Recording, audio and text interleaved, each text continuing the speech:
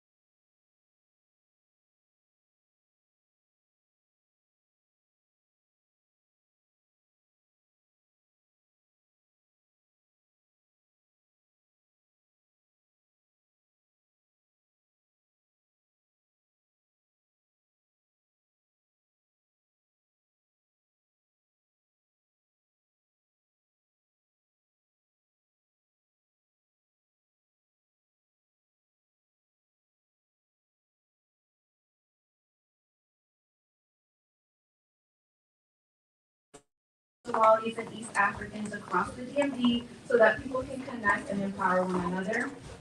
We wanted to create a space where it's easier for young adults to make those connections that help us to build community.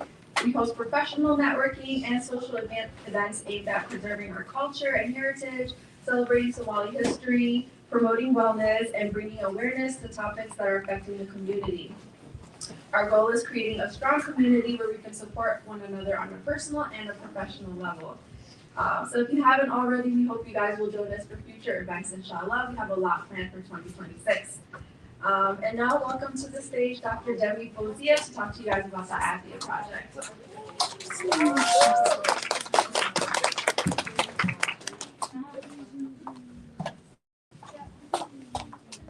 Assalamu alaikum, everyone. I'm Demi Fozia, founder and executive director of the AFIA project. We are a health and wellness nonprofit, primarily based in Prince George's County, but we serve the DMV area. We focus on addressing health disparities through 3 focal areas: health promotion, not scholastic anymore, health promotion, community engagement, and youth development. I'm going to be very brief. I'm going to mention just 2 of our main programs. Did anyone happen here to attend our Women's Health and Wellness Conference last year? MashaAllah. So inshallah, we're planning to have that again this year. We had wonderful attendance for that. Over 150 women joined us, and it was at the DNA Center of America, DCA, in Lansing, Maryland. And the big event that we're planning right now is our Ansar Nisa program, which is a Zakah and Sadaqah based charity. We use the funds, we use it to support women in need in the DMV area. So we would love for you to please support us. We have flyers all over. So please scan the QR code, learn more about the Ansar Nisa program and also about the AFIA project. Thank you. Thank you.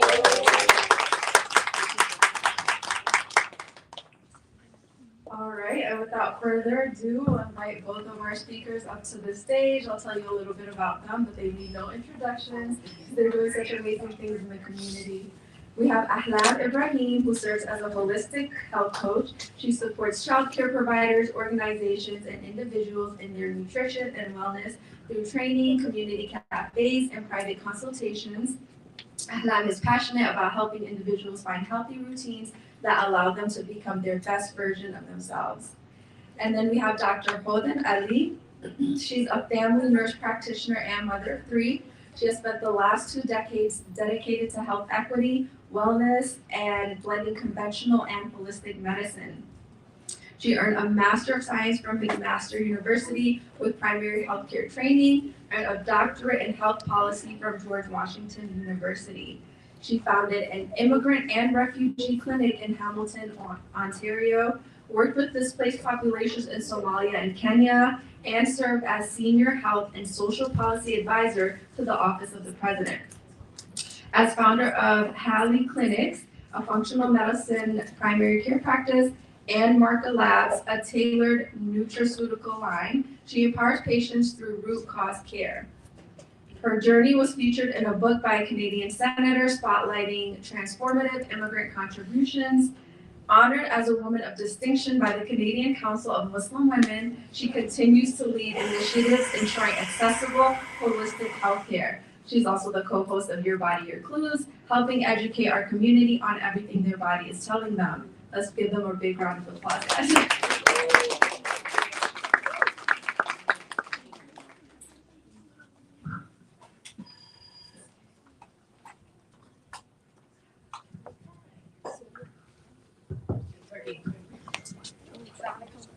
Hi everyone, thank you so much for coming. I know it's very cold, so we really appreciate it. We'll get started inshallah. But thank you. First of all, I want to give a shout out to Yasmin and Nadine. They are so nice, y'all. Like they do so much for us. Yes, give them a hand. Yes. So I am Ahlaam.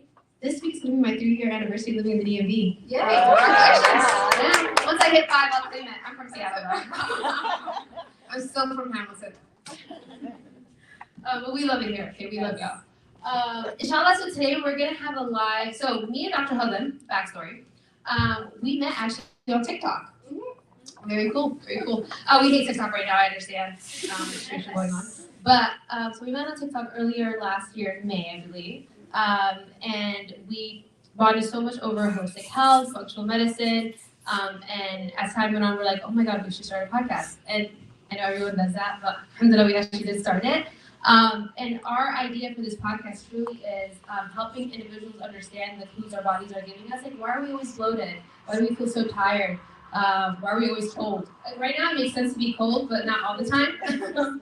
And so, inshallah, today we're going to have a lovely discussion on all things health. Yeah, so Shawla, do you want to say hi? Thank you, Ahlaam. Assalamu alaikum, everyone. It's very nice to meet all of you, and thank you for coming on such a cold evening. Shows the community support is really strong and very important.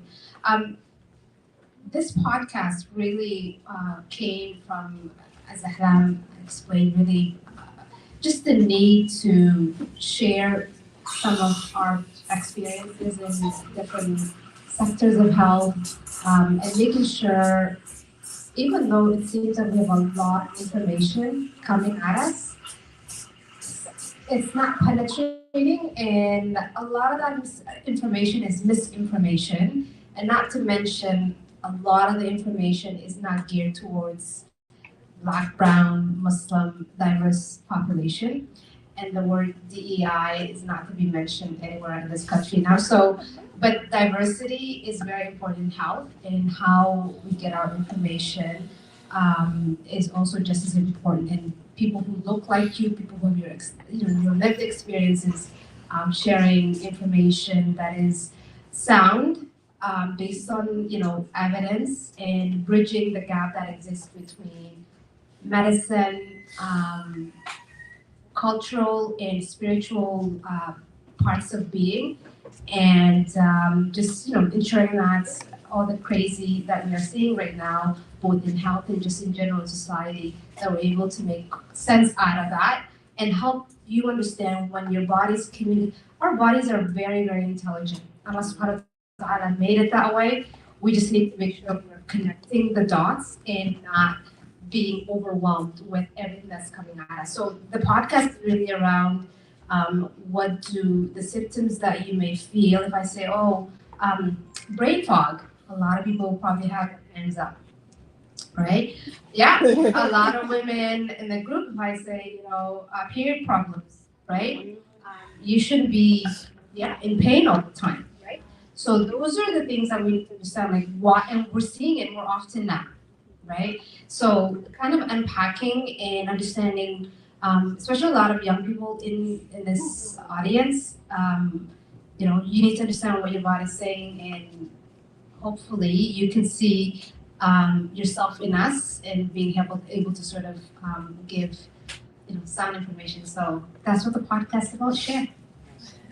Okay, so inshallah, we're going to get started. Today's going to be very macro, big level, and you'll have an opportunity, inshallah, to ask questions. So we'll have a slide dedicated, I think it's the next one. So throughout it, if we say something that you have questions on, you can scan this QR code and you can ask questions, inshallah. So to start off, my favorite thing in the whole wide world is talking ish about government. And this time, So what is wrong with the current healthcare system, and why do we all feel sick? So I think I'm going to share some personal stories just to kind of maybe bridge that gap that maybe many of us feel. Before I came into healthcare, was in international development / admin things. I was never interested in healthcare in the way that I'm in right now. My own personal experience brought me to healthcare. 2001, September 22, I went into labor. I was in labor for almost 3 days, and those 3 days I had IV running and accumulated a lot of fluid. Nobody was checking. Anyways, 2 days into my labor, a South Asian doctor came around and was like, "What's going on?" And then checked and saw my water didn't fully break. So I was just being pumped IV fluid with, medications like oxytocin and all of that, which if you're taking too much of can make your body retain water. So almost 48 hours of just IV fluids with medication pumping. And by the time I gave birth, I was actually bigger than when I showed up in the hospital. So this is the part that's really important. And in terms of understanding what your body's telling you, I was young, I didn't know nothing about healthcare, but I knew I wasn't feeling well. And I let my family doctor, so this is in Canada, who, family doctors come to your hospital and check on you, which is different than what you guys have in the US. Anyway, so she came and I'm like, I'm not feeling well. They're like, you'll be fine. I go home. 24 hours later, I couldn't breathe. So I was rushed back into the hospital. I had heart failure, congestive heart failure, almost had my heart stopped. Alhamdulillah, I came out of it fine, but I was like, holy, and nobody explained none of this, okay? Fast forward, I got pregnant again. This is why it's important that you have people who look like you, care about your health, being part of, where you access healthcare. Anyways, when I got pregnant the second time, I was told, oh, we need to send you to cardiology because last time you had heart failure. I'm like, excuse me? I had heart failure? Yeah. So I went to go see the cardiologist. Everything turned fine. I was able to have the second baby. But they were on point with the second delivery because they knew I had. So anyways, I ended up going back to school. I did nursing, and then I did my NP, and the rest is history. So from that experience, I practiced from a sense of understanding what it's like to be in this industry, being Black, being Muslim, being woman of color, all of that. And socioeconomics also makes a difference. So when you talk about where are we in healthcare, it depends who you're talking to actually. Because certain people of certain demographics, of certain race, are doing a lot better than the rest of us. So for those of us who are not in that space, health is pretty crap right now, right? 70% of Americans have a diagnosis of chronic illness, right? 60% have 2 chronic illness diagnoses, right? Black maternal health is 3 times, higher than non Black, brown women. So talking about that is really, really important, understanding where we are. When you talk about health access and health equity, that is also a big part of why people are not feeling well, right? So now you've got diabetes. Chronic illness is the #1 killer of Americans.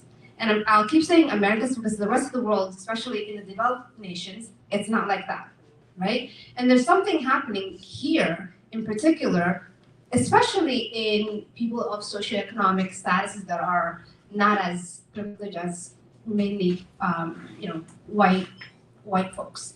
So demographics, color, all of that would make a difference. But in terms of just in general health, we're seeing I see 8 years old in my clinics with, high cholesterol, diabetes, right? I see 12-year-old girls with PCOS and fibroids and all of that. And that is not on off, that is on a chronic. So there's something happening fundamentally. Everybody's fatigued. I'm not sure if there's anybody in this room that will tell me they are perfectly good and not tired, right? At least 50% of the time. So we're not doing well. Autoimmune is on the rise. 50 million Americans have autoimmune disorder. 80% of that, right, are women. Why are women the highest, among autoimmune? Because the stress, hormones, environmental exposures, right? Ladies, makeup. Wherever you're buying your makeup from, no. The food that you're eating is exposing you. So there's a lot of things that explain why we are seeing such poor outcomes, even though America spends the most in healthcare than probably when you add the GDP of the entire developing nations. I think the other issues I was talking about it yesterday at clinicals with my preceptor was nowadays people are being blamed, it's so individualistic where we're not really talking about the systematic issues. Everyone's kind of getting more sick because our food systems are different. And there's a reason why everyone from all ages, as you said, are also feeling unwell. But nowadays when people go to the doctor, you feel blamed. The first thing is when somebody tells you you're even low iron or you have high cholesterol, you feel like you did something wrong. when sometimes out of your control. And I think especially as people in the rooms, like most of us are Black and brown people, and we go to the hospital, I feel like we're at war. Like it's like us versus our doctors. And that also just makes the experience 10 times worse. Yeah. But I was wondering, how can folks advocate for themselves, especially if you're feeling unwell, you're constantly going back to the hospital, and you're not getting anything, no answer, nothing, and they're telling you your labs are okay. So a couple of things, right? So number one, first understand that your primary care provider on average spends 11 minutes seeing you. That 11 minutes, we are to get your information, figure out, from you what the problem is, order labs, prescribe, and manage it. We're not talking to you about preventative care. We're not talking to you about stress, diet, trauma, things that really impact people on a daily nutrition, right? So that in itself is your challenge. You're going to see a provider who literally has 11 to 15 minutes to see you. So if you're coming there frazzled and not knowing how to kind of get your point across, right? And it's not to blame anybody, but this is just the reality. I'm just giving you behind the scenes of how we think in terms of providers, right? So I would encourage, number one, to be prepared. If you're gonna go see your primary care, have your notes. Do a little bit of research. Google is wonderful. I have a lot of patients telling me, well, Google said this, which is good. I think it's empowering for patients. A lot of people get irritated with it, but it keeps the provider on their toes if you're informed. Because again, it's all about defensive medicine too. You have to understand that, right? Like people need to respond to your queries, but if you're not asking, it's not documented, they're not liable to answer it. Does that make sense? So you need to be prepared when you're gonna go see your and note what you've talked about. Because often there'll be omissions. Especially for people of color, you need to know that. You see the environment in this country now, right? Very anti-Black, brown, Muslim, and everything else. Those people that you see in the outside doing what they're doing, they're also professionals. They teach our children, they are medical providers, right? You're not immune to them. So you need to understand that the people that you're seeing are not always. So you have to really make sure that you understand when you're going in to be prepared. Understand also throughout your, if you're doing your annual, I recommend everyone, please get your annuals done every year, right? Because you have a baseline. And if things are normal for who? What's normal for me may not be normal for Ahlaam, right? We'll tell you things like, I was gonna say, we talked about this in the last episode actually, but when they say your levels are normal, they're comparing you to sick people. Absolutely. And to me, we did this in the summer. Dr. Hodan is also my actual doctor, but in the summer, the test I took, they were we like, are "You're crossing normal." so many boundaries. Yeah, sorry. I'm a HIPAA violation. I post all my health. You all probably know everything about me, so it's okay.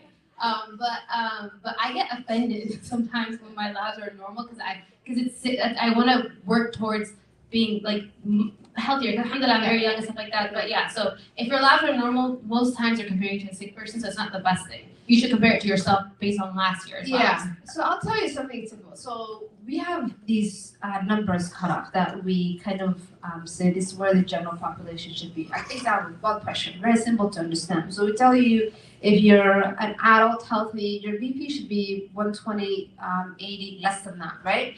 So great. My BP always like 96 over 62, 101, 102. If I suddenly get to 118 or 120, that's not normal for me. So I need to know something is an uptick. So you need to know what your normals are and compare that to year. Don't let them tell you, like same with thyroid, right? Same with your iron levels. And iron levels, like if they're 20, you should be scared, but that's normal, right? Like nobody's iron should be 20, 25. Your iron levels should be like above 50, right? So normal may be normal for the sick 80% that I talked about have chronic illness. So if that is where the average is being drawn from, right? And you don't want to be average in healthcare. You want to be better than the average because the average is sick. So I don't know, hopefully that, like, Yeah. The other thing I would add is, and I think we talked about this too, but during your annual, bring in like your food log, what your workouts look, what your sleep looks like, how does your periods look like have that all break down. I think sometimes when we go to hospitals, people feel like, oh, I'm overstepping. I'm Somali. Somali's got like I pull up with my whole nut out. Like I know my body the best after all that time. And that's something I'm very proud of because like I think it's important for you to understand exactly how your body is at all times. And we talk about this a lot, but it's actually good if you're like pain intolerant. Like Dr. Harlan knows this, but like God forbid something I feel off, I'm like calling everyone in the world. Like I'm like, oh my God. But it's better to be that way because there's a lot of silent killers. So you should know what your sleep looks like, you should know what your period looks like, especially for Muslim women. Like I think it's important with our salah and everything like that. You should know what an abnormal period is, and you should communicate that with your doctor. And I think that helps with the 11 minutes. Another thing I would add is if they say they won't take a test, have them document on your MyChart. It's very important. and one thing that Somalis especially, we're not good at is family history. You need to know your family history. Period. Right? Call your ayo, call your awu, call the Habriya, whoever has information, dig it and write it. Because that is part of who you are. And it might, predispose you to certain breast cancer, right? Genetics. So you need to know if that's reality. For men, prostate. You need to know what your grandfather, what your uncles, right? People who passed, like what did they pass from, right? So those things are really important. Things that we don't often think about, and that's maybe not culturally like part of our practice, right? It's important that you know that. And what it happens, it's like document your own, and don't let them gaslight you, right? Like, so difficult patients, quote unquote, right? Informed patients are often labeled difficult, whatever. But difficult to who? I mean, if you're being rude, then that's different, right? But if you're saying this is how I feel, this is what's happening, this is what has changed. Of course, you want to be intelligent about your persistence, right? You don't want to, be inappropriately persistent either, right? Because in the end, the provider is not only going to see you that day, they do have other patients to get to. So if you're efficient about your requests and your issues, then they can also be accountable to that and answer to that. You mentioned about sleep, and that one of the things that I know, like across the board, right? We're not getting enough sleep. Things that we can improve on, and maybe I'll backtrack, right?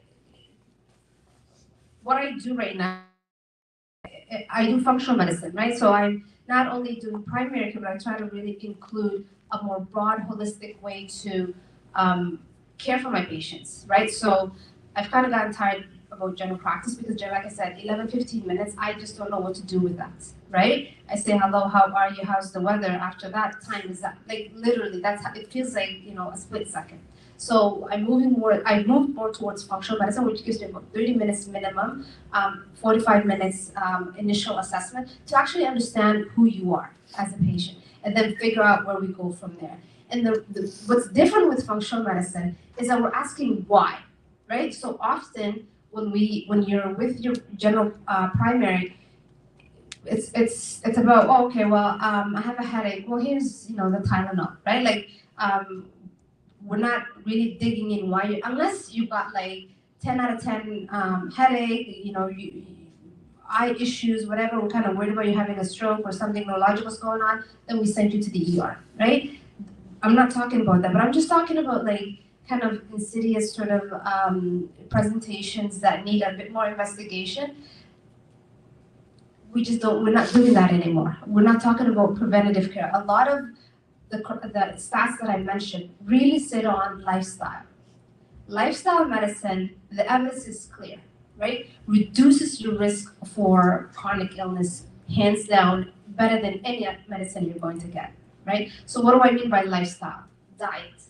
Anti-inflammatory diet is so important. The biggest issue we have right now that's driving all of this disease that you see is insulin resistance. I'm sure you've heard of it.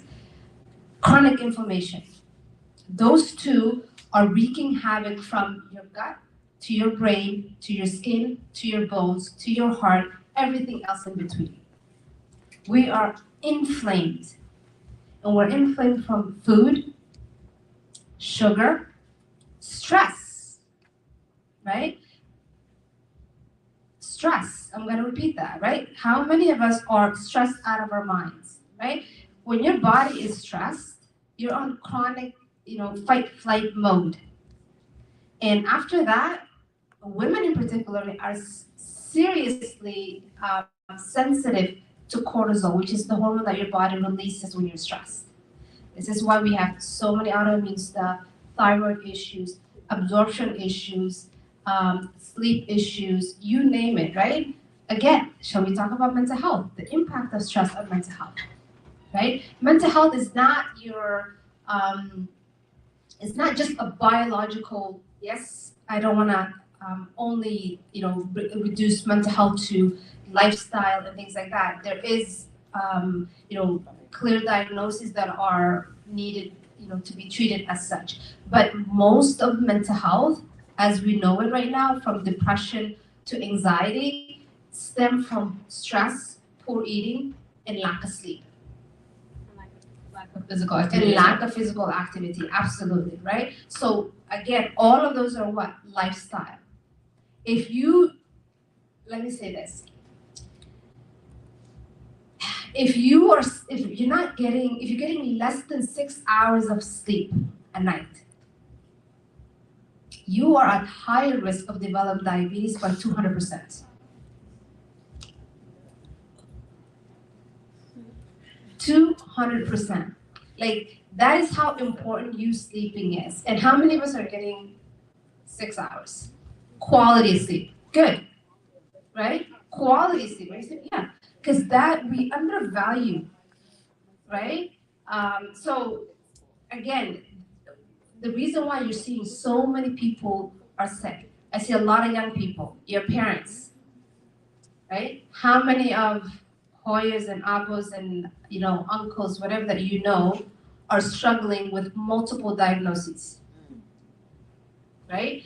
So there's also a responsibility. Being an immigrant child also comes with a lot of burden, right? You need to make sure that, because again, there may be a gap in your parents' ability to cross that barrier with their provider. You carry that burden, right? So making sure that their health also is, that they're understanding that the diet, the exercise, is essential part of, because often our culture, that's not like, we moved on a natural way. Like, I know in Somalia, we used to walk a lot, right? We're not doing that anymore. It's a different environment. Like, you're barely getting in the car, going to your work, coming back or whatever. So they are being left behind.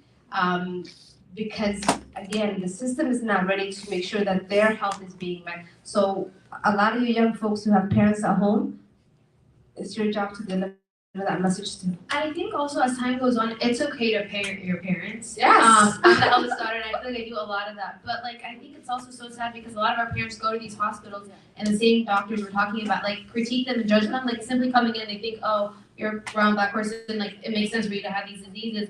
And then the other hand, our parents are kind of like, well, I came from Africa, like I used to walk everywhere, I never had these issues, this is weird. But I remember I did this presentation and I was helping these Somali aunties understand why they can't eat the way they were eating back home and customizations that they can make in their diet. And it was like day and night, they were so shocked by it. And so I think like as kids, like we need to like educate our parents on that. But the other thing that I would like to also add is when you are going to your annual and stuff like that, before you go and have a check-in with yourself. And being honest, I think a lot of times in our society we lie to ourselves. I love being delusional as well, but babe, like your body's talking to you. You can't really be delusional. Be honest. The past year, did you actually move your body? Like yes, we did a few hot girl walks, but on a weekly basis, like did we actually move? What are we sleeping? Like we get to bed, we're on Netflix, and then like how does what I mean? A few sweet treats. It's more like every day. You know what I mean? And it's swear to God, if you have these check-ins with yourself, it'll be very shocking. And I don't want to call anyone out. I'm calling myself out. I have keto this week. You know what I mean? Can I tell you though? Like, so first of all, find a provider who call you up. Because like I have patients who come in, they're like, I remember this one girl very recently. She came one morning and she's like, "Oh, I just had like 2 cups of coffee and 6 donuts." Okay. And I said, "And what do you want me to do? Like, what do you want me to do?" Honestly, I asked her that question. She's like, I know." I'm like, "Wow, like, I don't make miracles, like literally." So, and I think because I've been around for a while now, like I'm very, I'm kind, but I'm very realistic with patients, and I will discharge patients if they're not really caring. Because I can't be more invested in your health than you are. Full stop. Like if you're not like about you, I can help facilitate, but you need to walk, right? You need to eat better. You need to sleep more. I can't do those things for you. I can help shed light. So find a provider who will tell you that. If they're like not even asking you about, so by the way, like this is something that I do chronically with my patients. Every visit, are you pooping? Right? Are you sleeping? What are you eating? How much fiber are you getting in? Right?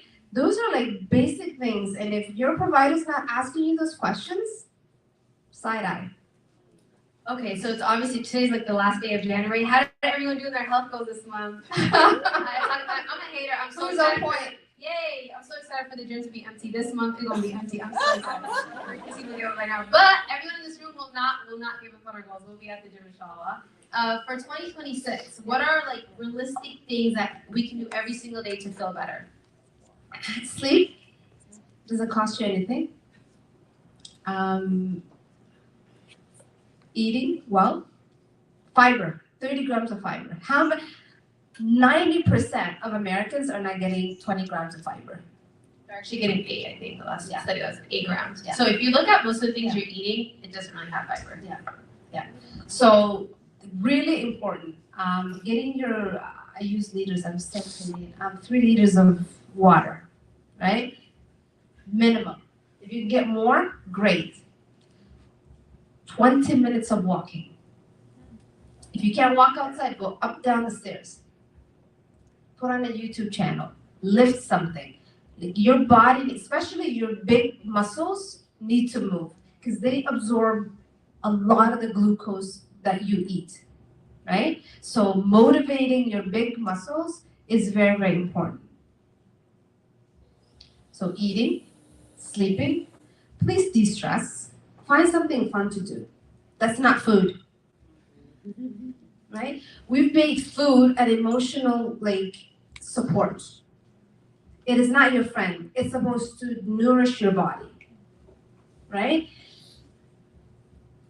I don't know, play bingo, whatever. Like find something, find a friend. You know, like I think people are really becoming very lonely. Like go to the masjid, connect more, right? Pray more. You know, when you're doing your sujood, be intentional. That, like, alhamdulillah, you know, being Muslim, right? 5 times a day we're supposed to do salah.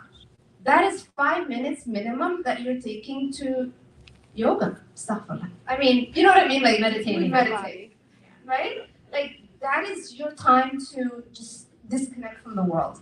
And the deen is there. Like we're talking a lot about intermittent fasting. What's coming up?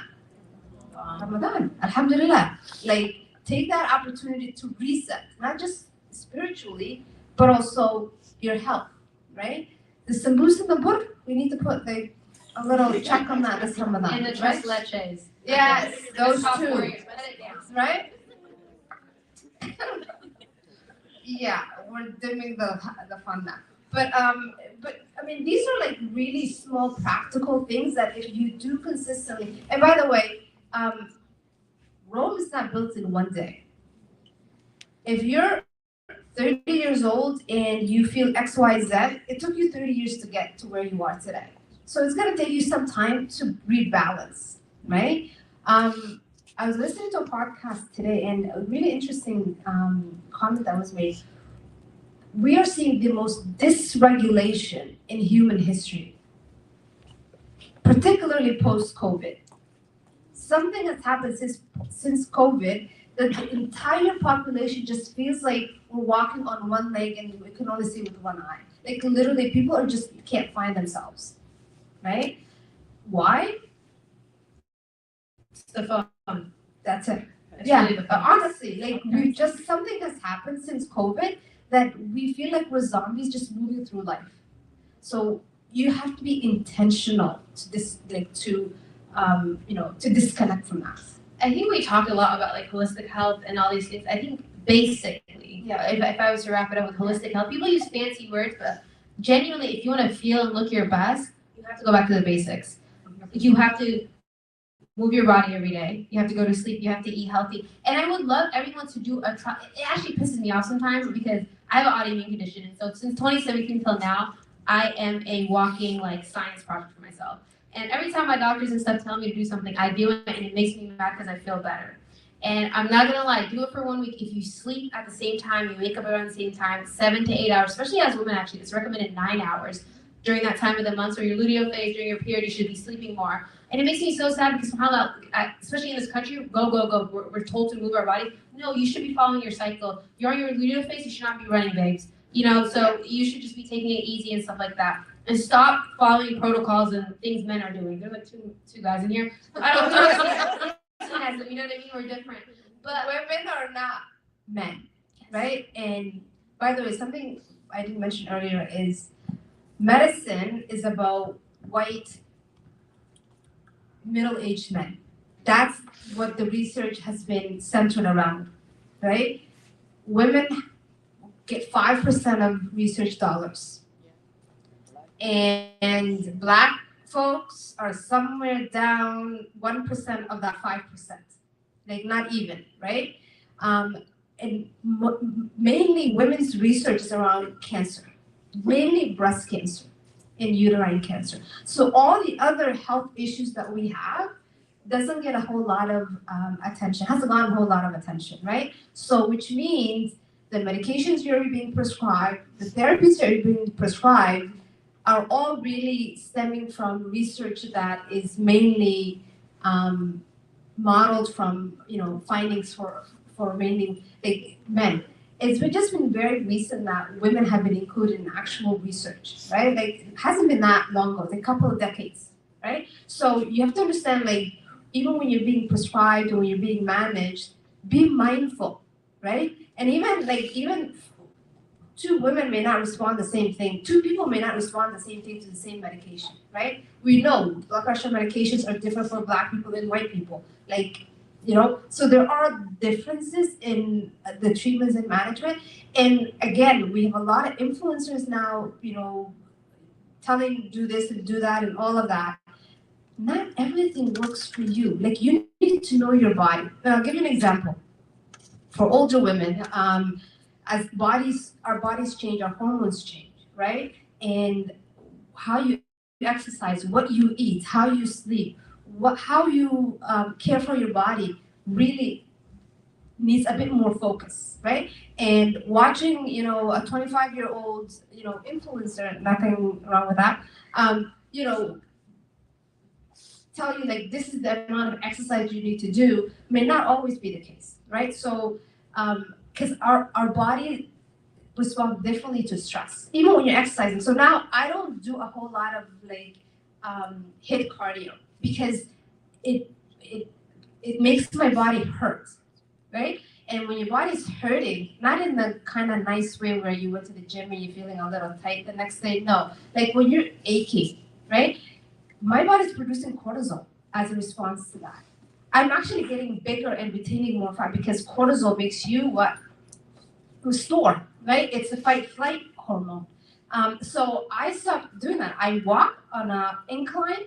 I run maybe once a week or whatever, but I lift, right? And that's really helps my body, be. So for you, you need to figure out what that is and what age group you're at. Check your hormones, see where you're at. If you're struggling with PCOS, if you're struggling with menstrual health, listen to your body, know what it is, do a little bit of research, show up, you got your stuff figured out a little bit, because providers, I'll give you a hint. They will listen and be alert if you throw a few things about, okay? It's just the way it is. People will feel like, you know your stuff and they won't mess with you. Don't intimidate them because then it's kind of counterproductive. But the point of the whole talk is really listen to your signals, to your body, to the clues that are given, and take note and take action. Don't let one thing, compound it, and then you end up being diagnosed with 3, 4 different things, and then it just becomes harder to come off that ladder. Another thing also we talk about a lot in the podcast as well is I think naturally as women, and me maybe for a long time, you get scared to go to the doctors to get tests. Like we're like, okay, if I don't know, I don't know. But actually not knowing is so scary. Yeah. And so get the test. If they tell you you're pre-diabetic, it's actually good news that you know. And you can take action. Especially a lot of people in this room are very young, and alhamdulillah, like we're at that age where we can actually do something to change the trajectory of our health. And the other thing too, the fact that you're young is even more important, right? So all you young people want to have kids, families, right? Well, epigenetics says, what you're eating, your nutrition, what you're exposed to, the stress, the environmental toxins, all of those, the stress, the trauma, right? Gets passed on to your children.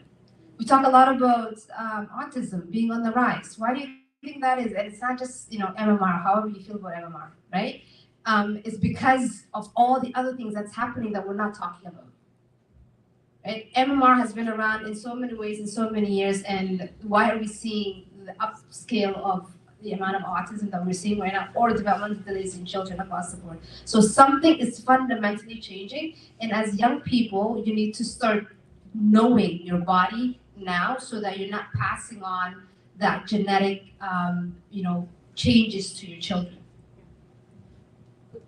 I also think the biggest thing with young people is I think we made wellness like more of like a glamorous thing. Like everyone just gets their cute little smoothie, their acai bowl. You do cute Pilates with your friends, and then that's it. But that's not wellness. You know what I mean? Like I think, especially as Muslims, subhanAllah, we're like so big on overconsumption, and I think they made health and wellness another thing of that. Like people, you need to get like matching sets. I look the ugliest when I go to the gym because I'm gonna sweat. And I have to put this in the laundry. Why do I gotta look cute? But it makes me sad because I think like we're forgetting the basics of it. And like, you know what I love doing? I love going to community centers, like out back home in Federal Way. I go to Muir Point Center. I'm gonna give them a shout out. It's an old raggedy community center with a nice gym. They have these old, strong-looking white women. Whenever I see a lady who's older who looks good, I sit down, I ask her, what does she do? Like, what's up, miss? She always takes collagen. I did the research. But like, she was good. She was lifting, and I was like, wow, because I want to look like you. You know what I mean? Like, no shit, she looked good. I look good. I would like to look like her at her age. So that's why, I have her in my wing.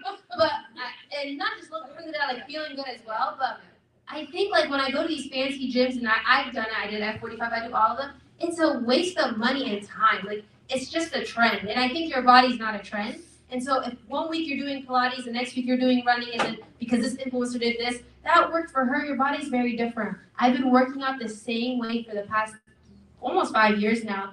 And I just change it here and there, but I just listen to myself. And I eat the same thing. Like people need to be eating like all this fancy different change. Like no, I've got 5 things in my fridge, and they work just fine. And it takes the guesswork out of what I'm eating, and I'm good with that. Like I don't need to have exotic meals all the time. Once in a while, I'll eat out and do what I need to do. But it's consistent. You're intentional about it, right? Like exercise does not need to be complicated.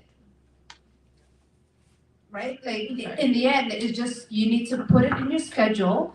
And I hear a lot about I don't got time. Yeah, you got time when you're sick. Right? You will have time. Like disease will make you have time. I don't know what else I can say. Disease will make you sit and moan and feel like, but you have an opportunity to get ahead of that. And that's what preventative medicine is. That's what preventative wellness is. And that's why I love what I do, because I get to help people navigate a system where we've forgotten the basics. And American healthcare is about money. It's not about your health. I think you really need to understand that. American healthcare is not about making you well. It's about, by the way, a healed patient is not a customer anymore. Right? So you know that. Right? So you need to, do what you need to do to make sure you don't become a customer.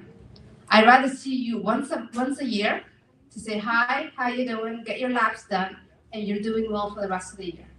And if you're going in 5 times a year, 7 times a year, you need to like start asking like, what can I do? That's not a prescription, right? For myself to reduce those visits. You kind of hinted at it, so this is the last question, inshallah, before we join. But I think this February is like the month of love. A lot of people here are young, inshallah. Like if people are married or trying to have kids. Lately, in the world of like health and wellness, it's been a trend, which is so nice. Okay, sorry to the men out there. They always blame us for everything, and they're finally blaming the men. But they've been blaming the men for bad pregnancies and stuff like that, and like why people are sick. And so, is that true? Like, what can people do to feel and look their best, and inshallah, be ready to have like healthy kids and like have a healthy pregnancy?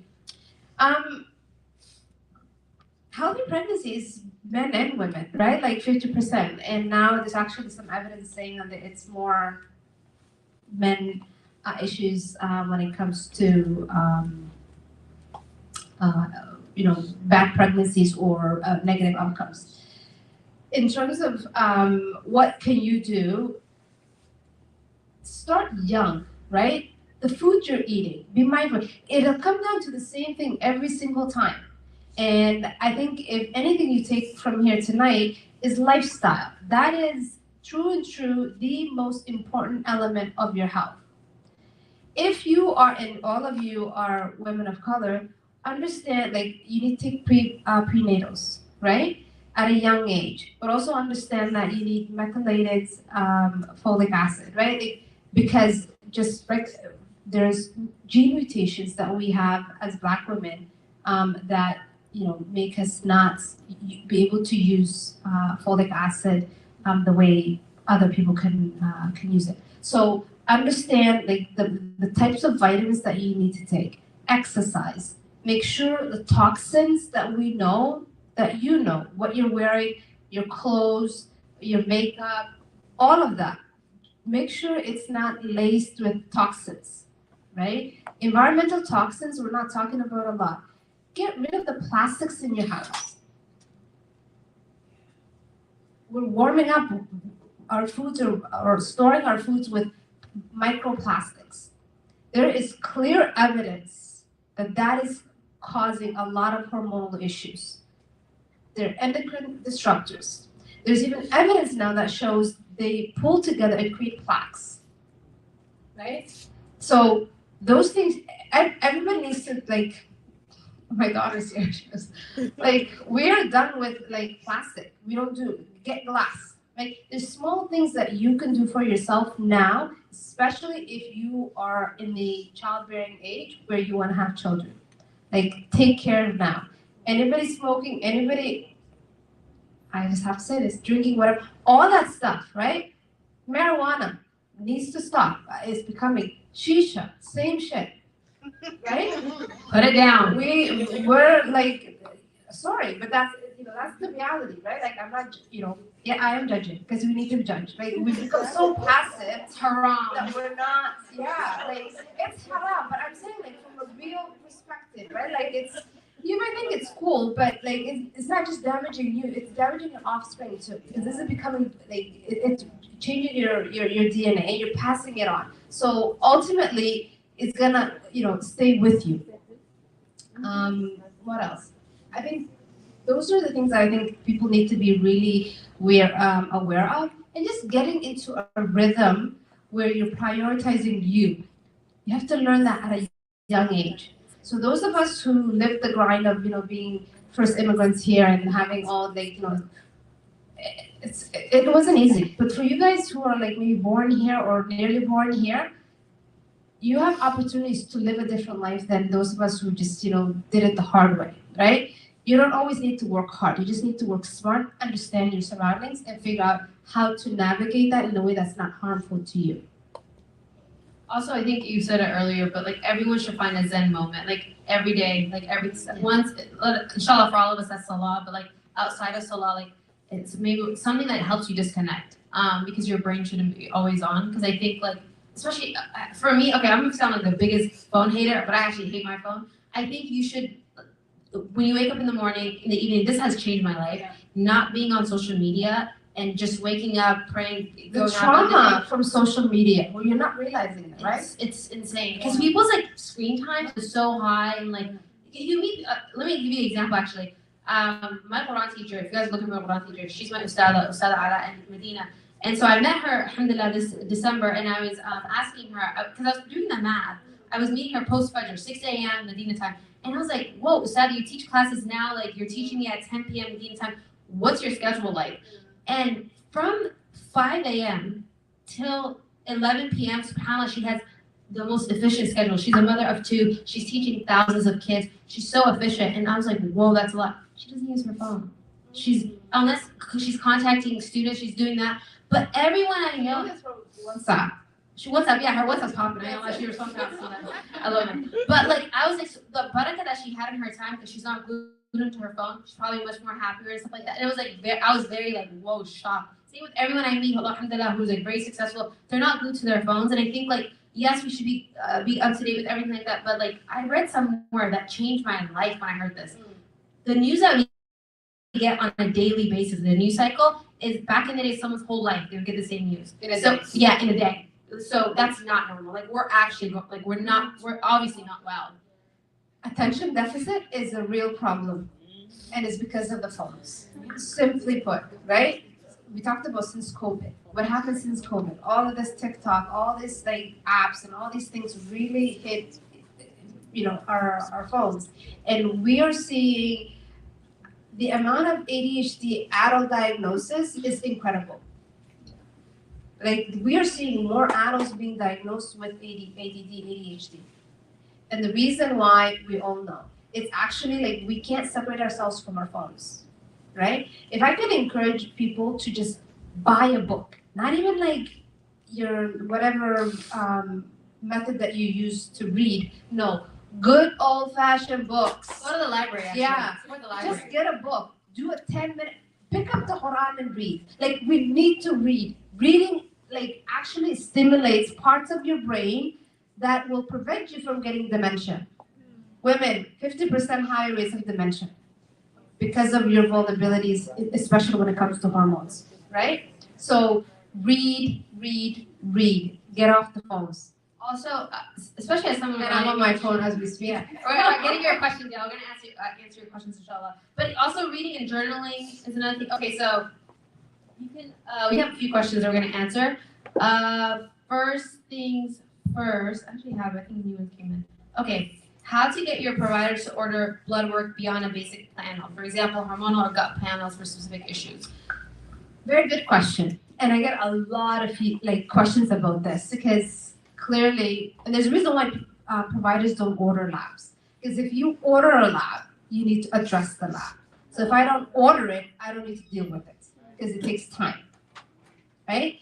But if you come and you give me symptoms, I have to order the labs, and insurance will cover it. Does that make sense? So when we say document how you feel is very important. So if you're feeling bloated, if you're feeling constipated, if you can't remember stuff, your skin, you're getting a lot of acne all of a sudden. You have palpitations, you're fatigued, you can't sleep. Have a list. That right there, what I just said, a whole list of labs need to be ordered. Okay, I don't know if you can say this, but is it okay to sometimes be drastic? So let's say if the pain is I'm not saying anything, but be dramatic with it. Especially as a black woman, you gotta be very dramatic with it. right? Yeah, because if you're not telling them the symptom, because if you say you're having palpitations, I gotta do a CBC, I gotta check your ferritin, I have to check your thyroid, I have to do an EKG, right? Standard medical practice. But if you're not telling me you have that, right? So you have to give them the symptoms and they need to investigate. If you're not getting the symptoms, I don't need to investigate. It's easier to get you in and out.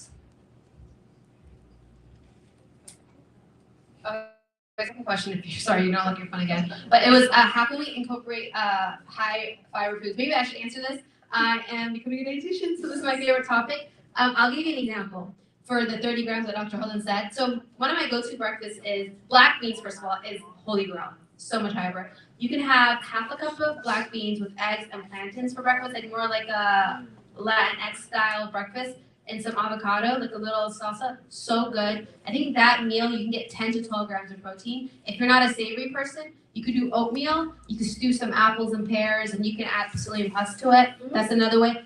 Aim for each meal 10 grams. I think a lot of times when you hear these metrics, most women are not eating 3 meals, so you're like, how am I gonna get this? But if you're having breakfast, lunch, and dinner, you get 10 grams each, you definitely can hit the 30 gram. And then lunch saving, you could do a nice grain bowl. I think sometimes when we think of fiber, people think they have to add a lot of vegetables, but most veggies actually don't have that much fiber. It's the grains, the beans, the lentils, and stuff like that. That you're getting. And the berries. Berries have really good amount of raspberry, blueberry, and they're also low glycemic, so it's very good if you're pre-diabetic or diabetic. But if you're not eating as much, it's hard to hit those metrics. So I think working on getting more food. And as most women actually are under eating, and they're under the impression that they're going to lose weight, which is not the case. You should figure out what your maintenance is, and you should definitely eat at that. You're doing more harm to your metabolism when you're not eating. And this whole like having coffee and that's it, it's no big deal. Have a big protein breakfast. You will look and you will feel your best as well. The other thing I would add is right now with the wellness world, fiber is a kick, and these food companies are at it. So they're having ultra processed foods that like have like 50 grams of fiber, like these are crazy numbers. Put it down. It's the same thing with the protein. Go natural. I'm telling you, in like 10 years, we're gonna say like oopsies. Like right now, they're saying that for the protein powders. Like it's all. So you don't want to be at the receiving end of it. Just don't start it now. So go as natural as possible. If it's not growing on the ground, if it's not live, if it's not, and it should not be in a box. Period. You're not eating anything that comes in a box. White, none. Sugar, flour, all that stuff. You want to do all that stuff, do it brown. Okay? If you need to. Sugar, totally try to wean yourself off.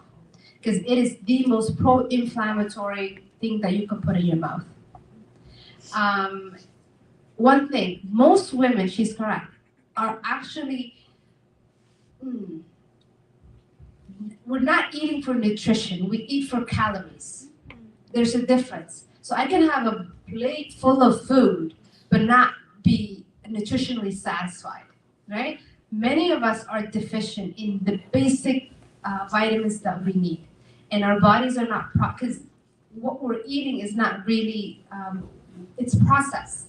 Even if you cook it, if it's not, like if you're doing a lot of rice and pastas and breads and all of that, that is not something your body sees as nutrition. It is immediate glucose, it burns it, you gain weight and all that stuff, right? It's not, so the more dense food that you eat, the grains, high protein, you will never go wrong with that, right? Increase your protein. Every meal that you're having, 30 grams of protein. Like if you could make it, that will be your savior in terms of weight management. If you want to lose weight, that is your thing.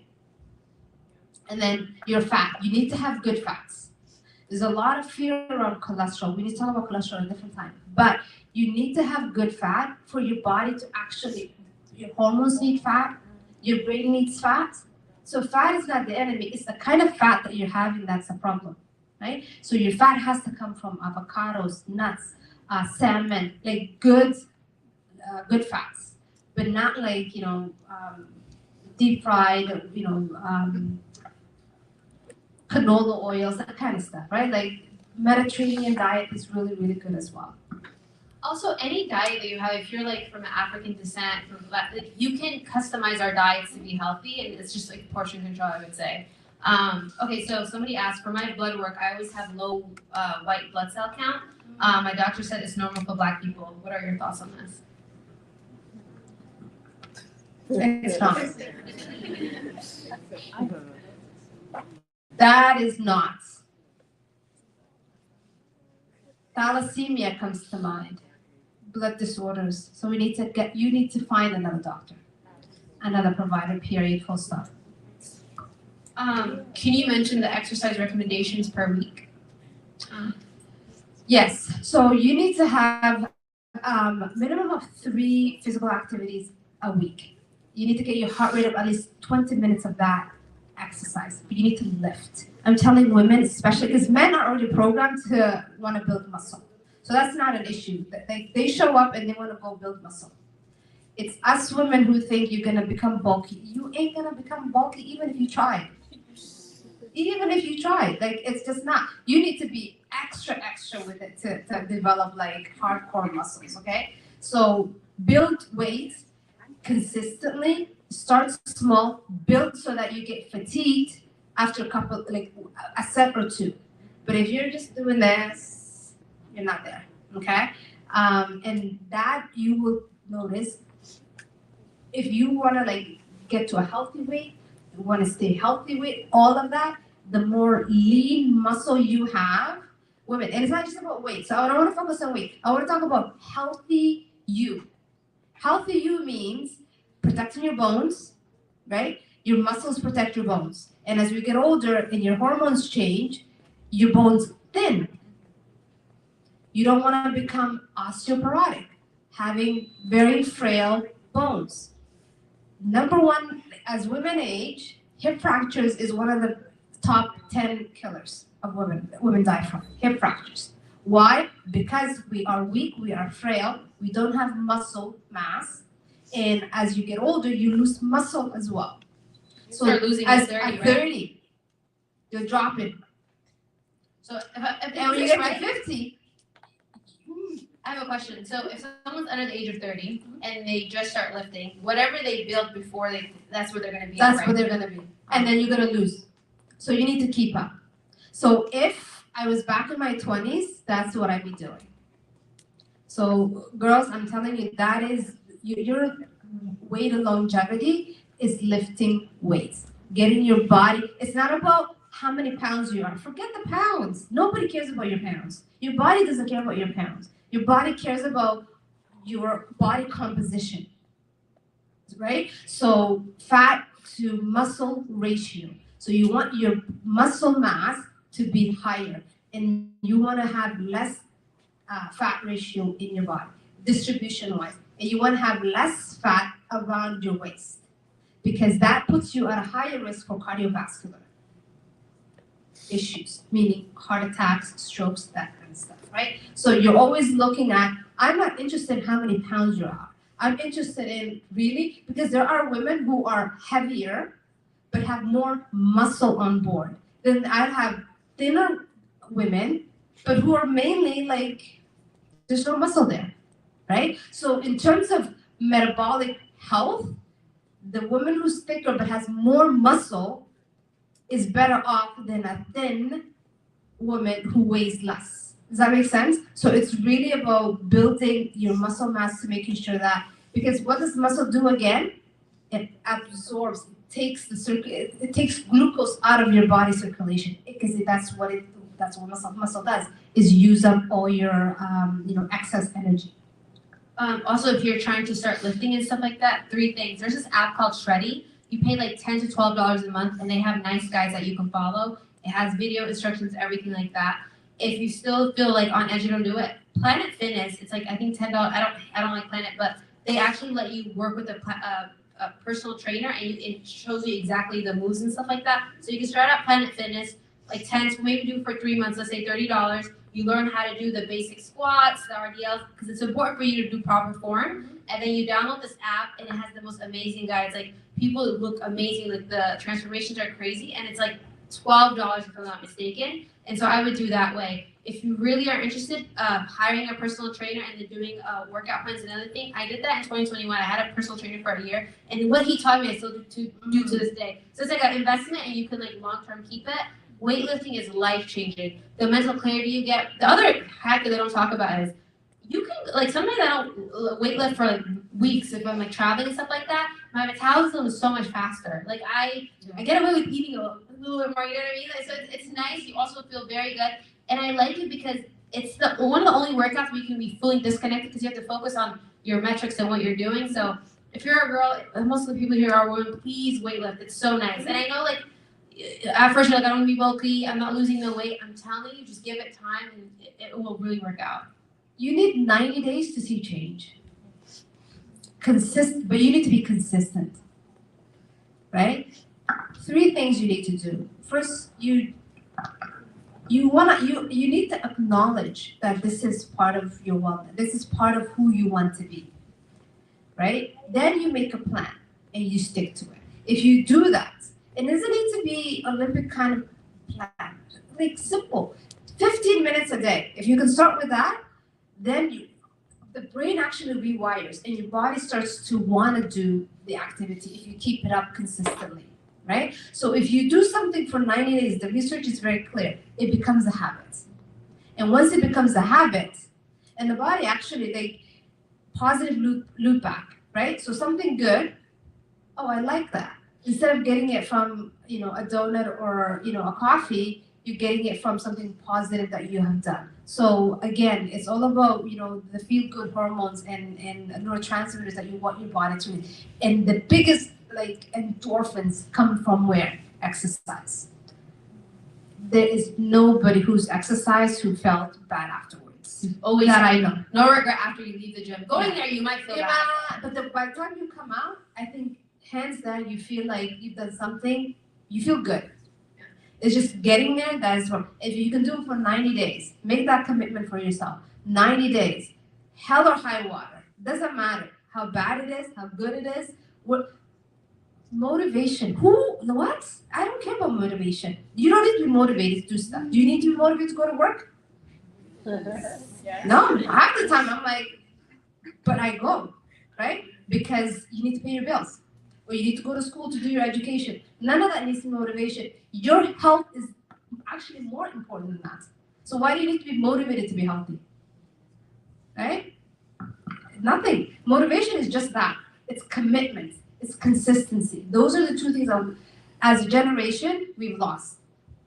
I think that's why people are struggling with their confidence. I think once you start to trust yourself and to build confidence, you have to start being honest with yourself. Yeah. And so when I make a commitment in the morning, I'm going to work out and I do it, I start trusting myself more. And I think with this generation, people are not as committed to themselves. Like people just are a lot of people pleasing and stuff like that. But I think your body is the only thing that you honestly have. And it's honestly, as Muslims, we believe that a man is a trust between you and Allah subhanahu wa ta'ala. How are you treating this body outside of just eating junk, whatever? The way we even talk to ourselves.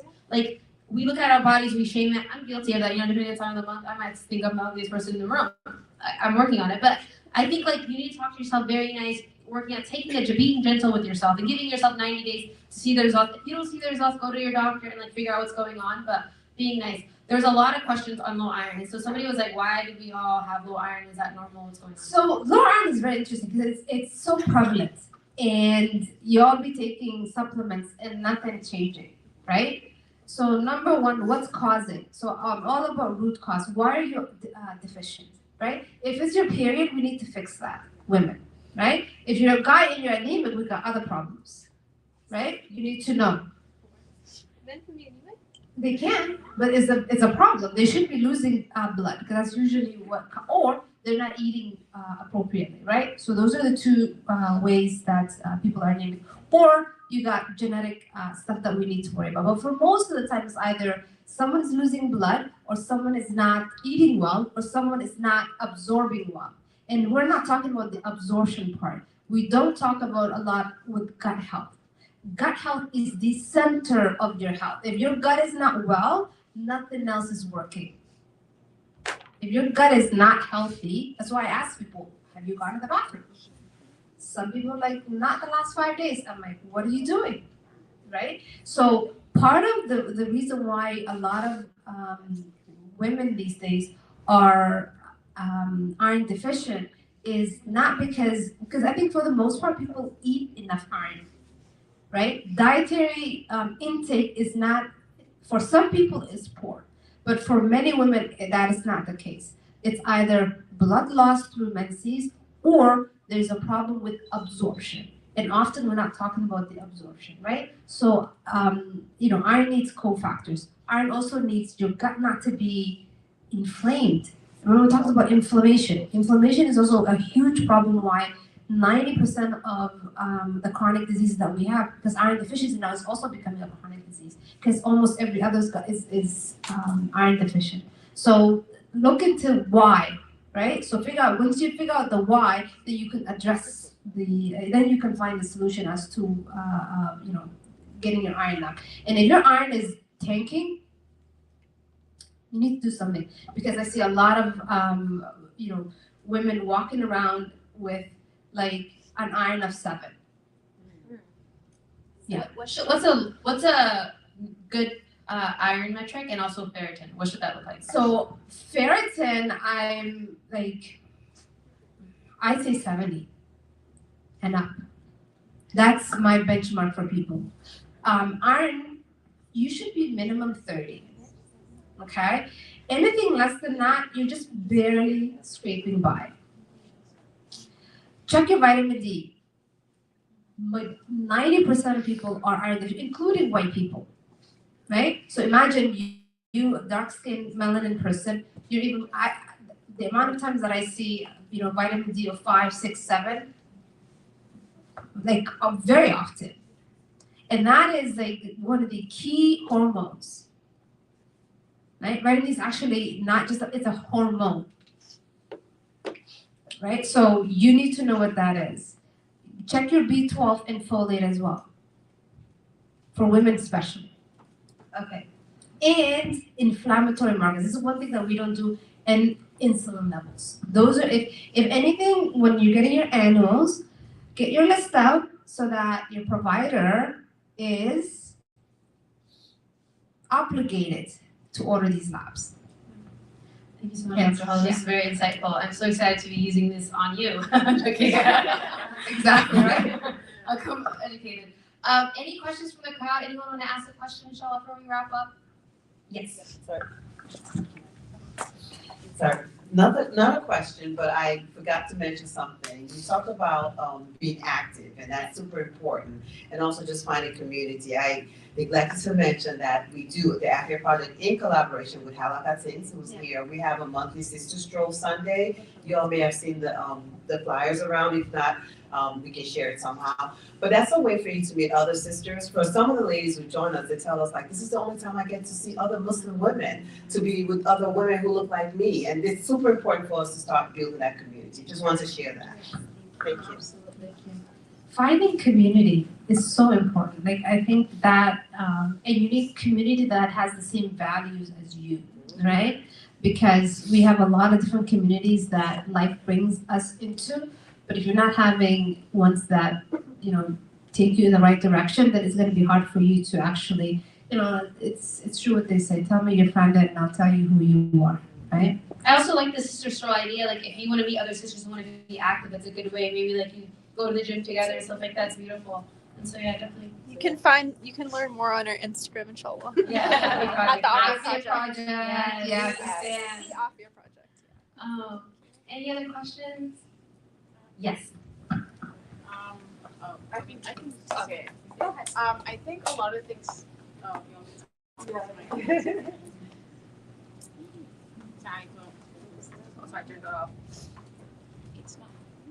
I don't know. Okay. Sorry.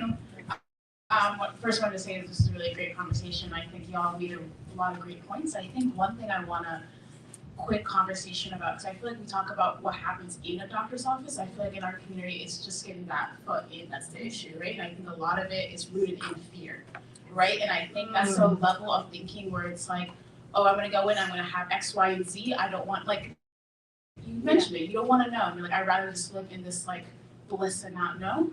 But, how do we, navigate without scaring someone? Next time, I'm being told you could have diabetes. I'm like,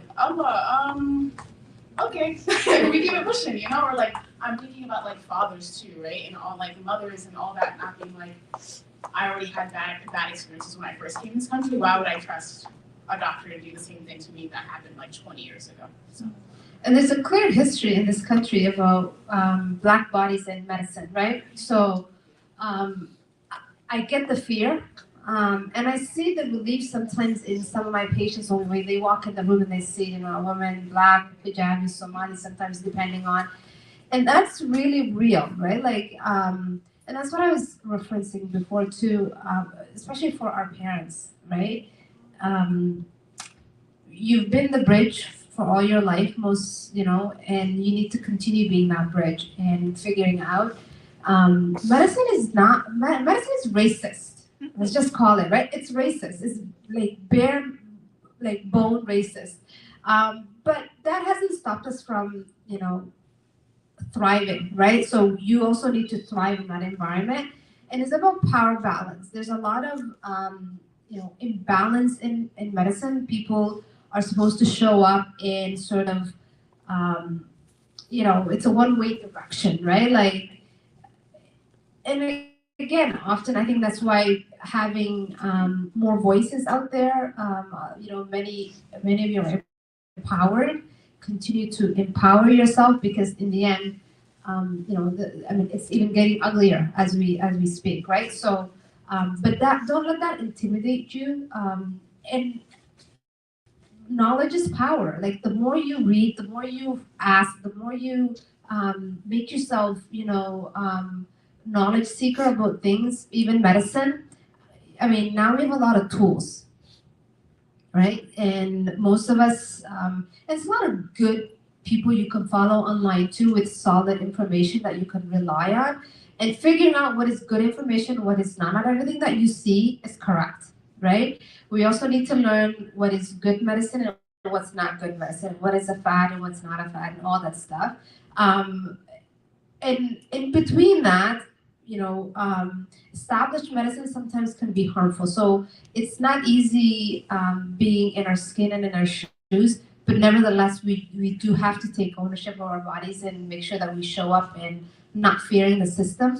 And again, you have choice. If you're not happy with X, Y, Z, move on. Like I had a patient last week, and I do I work at a clinic 2 days a week where I'm not the primary care. I just like fill in, right? So whenever they can't see their primary, that's they come see whatever they need, a refill or they have a cough or whatever, just simple things.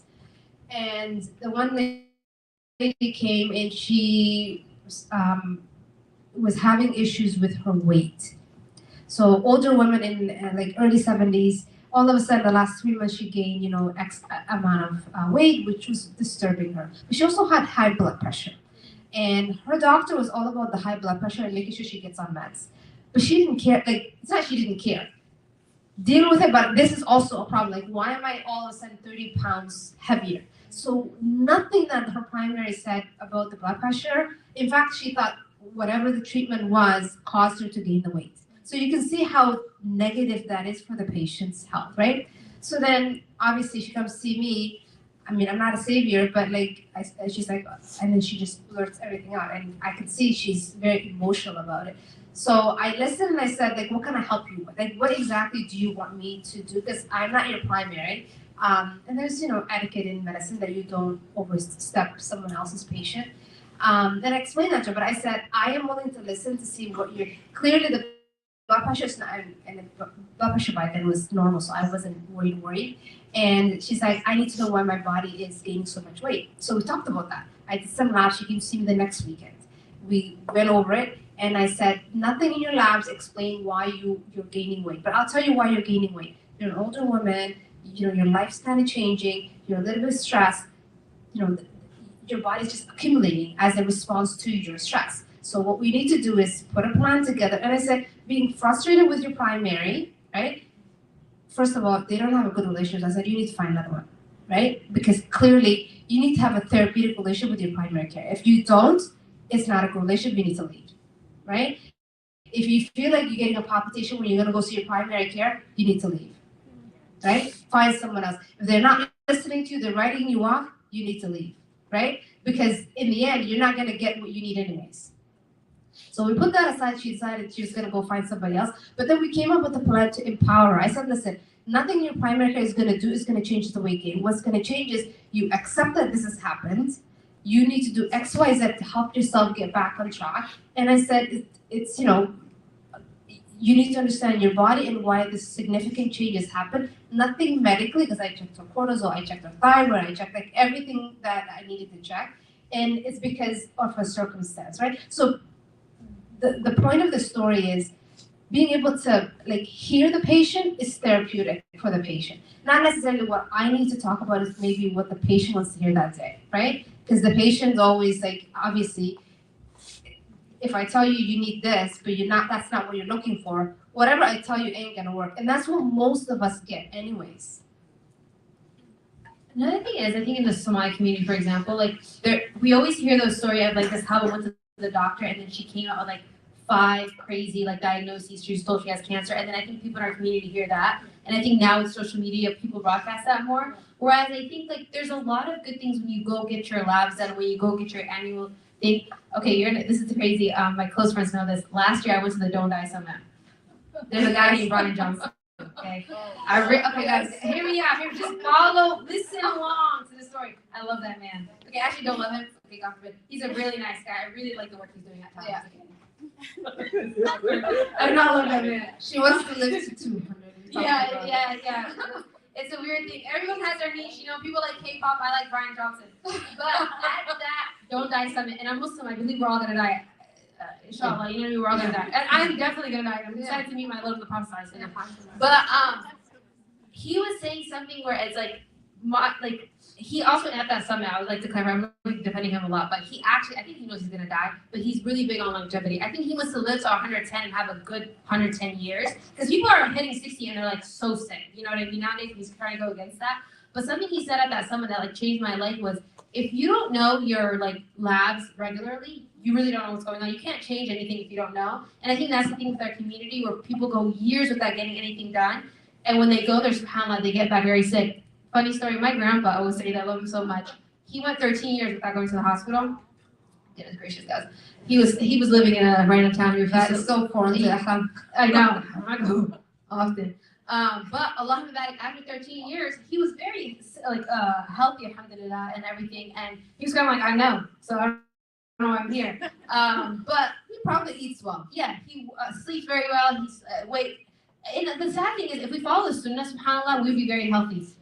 Sleeps after Isha, wakes up at Fajr, he walks everywhere, he does smoke though, but hey, we love that for him. I read somewhere that people who smoke actually live very long, older people, I don't know.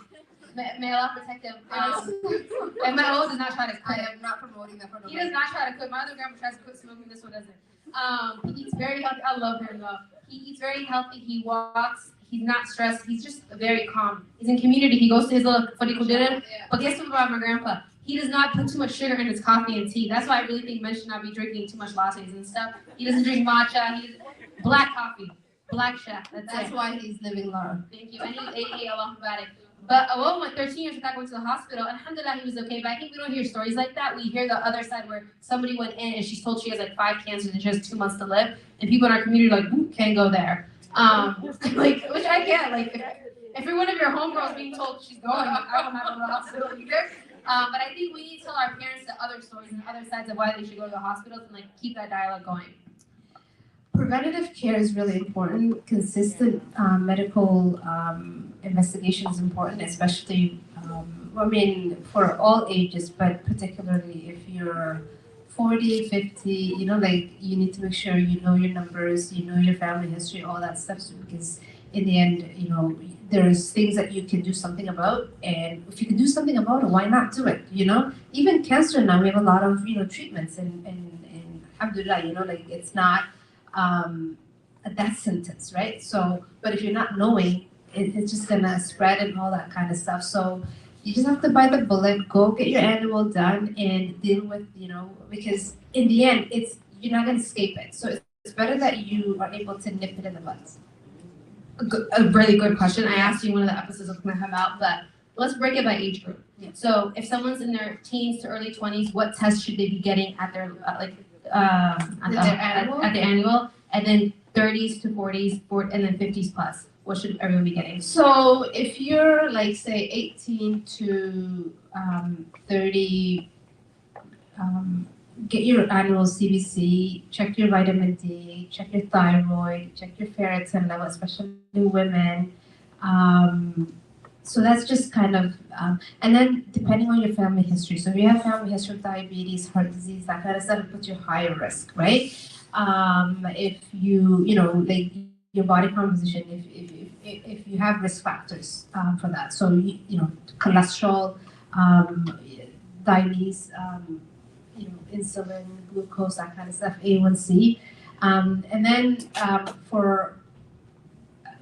we're talking about healthy people, right? Like we're not talking about people who have, diagnoses and that kind of stuff. In your 30s, almost the same. For women, as you get older, you really need to focus on making sure you definitely get your, glucose, A1C, depending on if you have any symptoms, cholesterol, get an EKG done. Everybody needs to have a baseline EKG, especially if you're in the age of 30. If you have any family history of heart disease, if you have any disease, any family history of chronic diseases, heart disease, that kind of stuff. So for men, for women, as you get older, we forgot PAPs, right? So if you're sexually active every 3 years, and they're normal, that's the pace. As you get older, you need to get a mammogram done, right? They say annually, I think that's too much. If you get one done and you're fine, and you don't have a family history of breast cancer, exposing yourself too much to those radiations also have counter negatives. So I'm always about baseline, and then obviously calculating your risk. So if someone, your mom, your aunt, whatever, had breast cancer, of course we make sure that we get tested, and same for the PAPs. Also, everyone should do their own breast test. Yeah. So I don't know. If you don't know the There's risk in your videos. family, the other resource I would say is shemd.com has this amazing quiz that you can take, and it tells you exactly your actual risk for breast cancer and what tests you should be asking your doctors depending on that risk. Yeah. And then for men, prostate check, right? Get 40. If you're Black, African descent, men have higher incidence of prostate, so it's really, really important that you get checked. The age is 40, but if you've got, a family member who's had that, it's younger, so always know your family history and talk to your medical provider.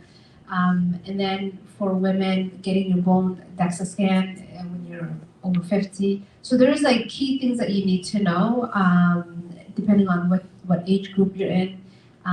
Women of fertility, make sure you got your vitamins on board. Make sure you're getting your vitamins, prenatals on, to spina bifida, autism, all that stuff. It's really important that you're eating well and getting your nutrients on properly. Perfect. I think that is, we're going to wrap it up, inshallah. If you enjoyed our conversation And today. colon testing. Sorry, when you're over 50, you need to get your colon tested. And I think we should look at these tests as fun. You get to know what's going on, and it's like an annual review of what's going on in your body. But if you And enjoy don't be intimidated. yeah, I think the thing is, if you have a good relationship with your doctor, you're very excited to see them, or it's not as scary. Another thing is, I was telling somebody in this room, my close friends and everyone, I was literally telling them, I said, Dr. Hodan wants me to get my labs done, but I'm not gonna lie, I can't. I just came back from vacation. She's like, give me a break. Yeah, I'm like, I had Spanish lattes every day in Saudi. I was living life in fast month. I can't do it. So maybe prep for it, 3 months, or just to make you feel yourself a little bit more confident.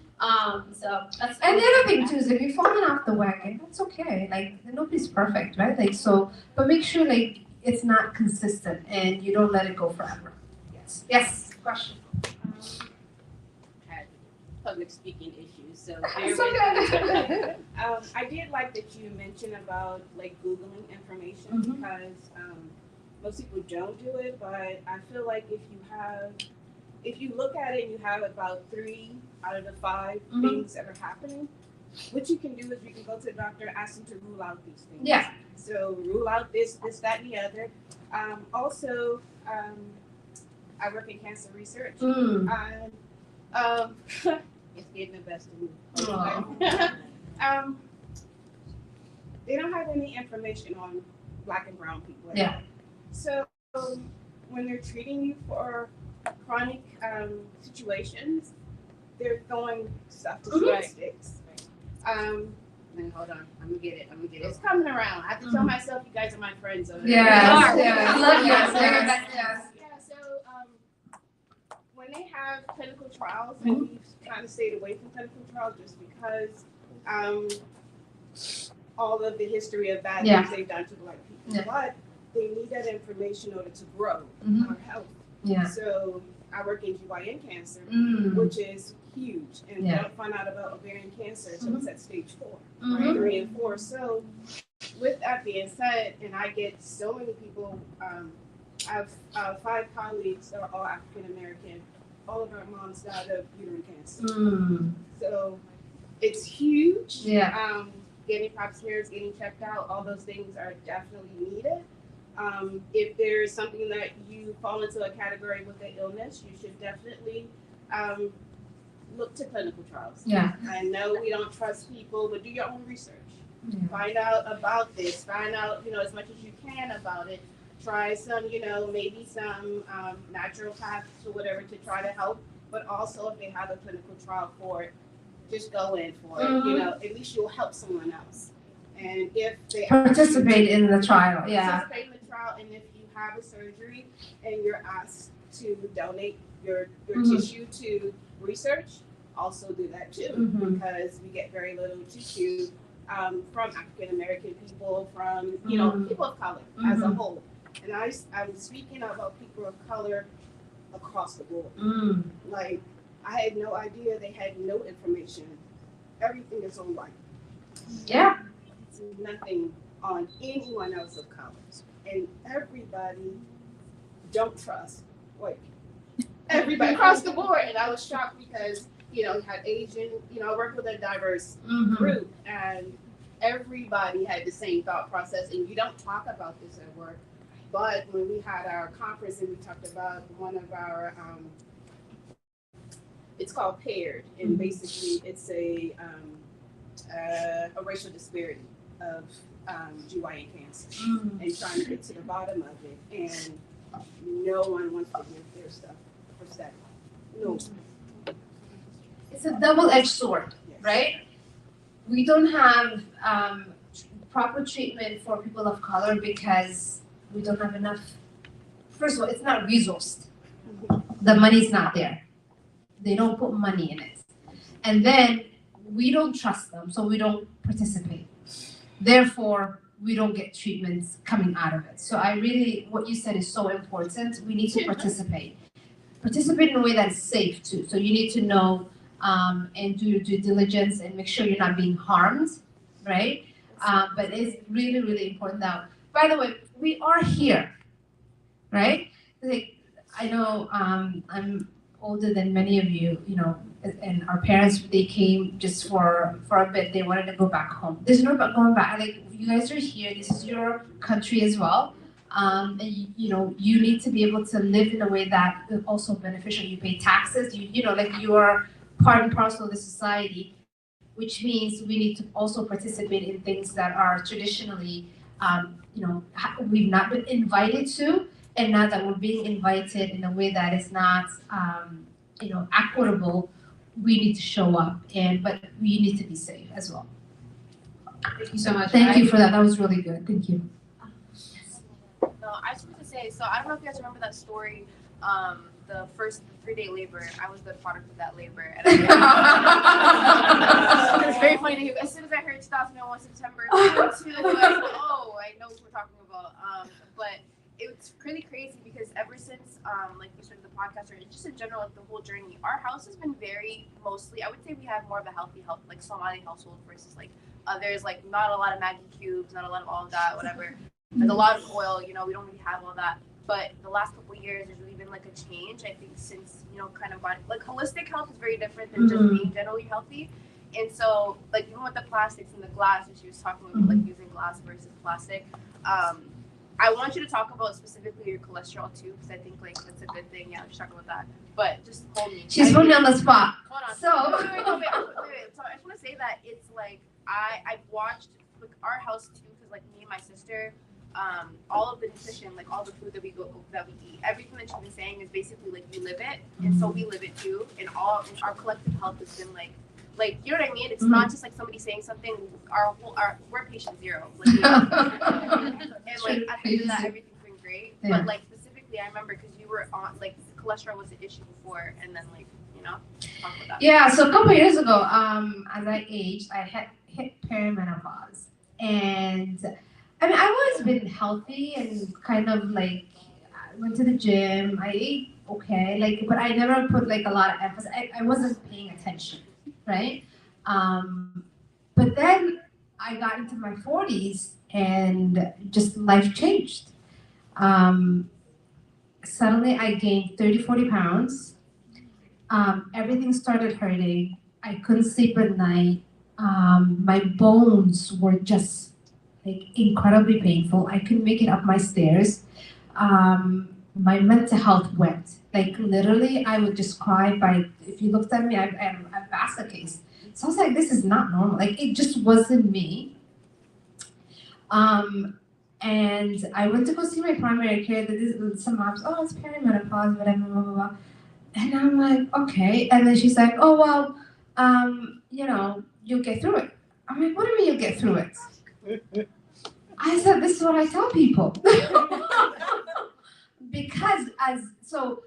And there isn't a lot of treatment options because HRT has had a bad name for a long time, hormone replacement therapy, because of poorly done study, right? Women's Health Initiative 2002 was looking at hormone replacement and basically came up with the conclusion that HRT causes cancer for women. Therefore, even when you're in school, it's like just 10 feet away from nothing to do with hormone replacement.